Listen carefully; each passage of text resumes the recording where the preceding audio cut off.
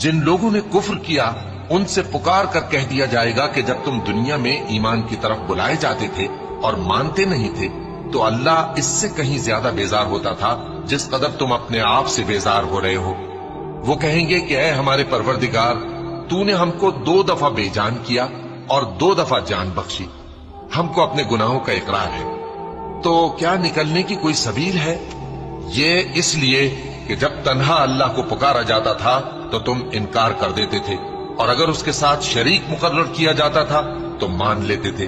سو حکم تو اللہ ہی کا ہے جو بلند و بالا ہے، بڑا ہے۔ وہی تو ہے جو تم کو اپنی نشانیاں دکھاتا ہے اور تم پر آسمان سے رزق اتارتا ہے، اور نصیحت تو وہی حاصل کرتا ہے جو اس کی طرف رجوع کرتا ہے۔ تو اللہ کی عبادت کو خالص کر کے اسی کو پکارو، اگرچہ کافر برا ہی مانے۔ وہ مالک درجات عالی اور صاحب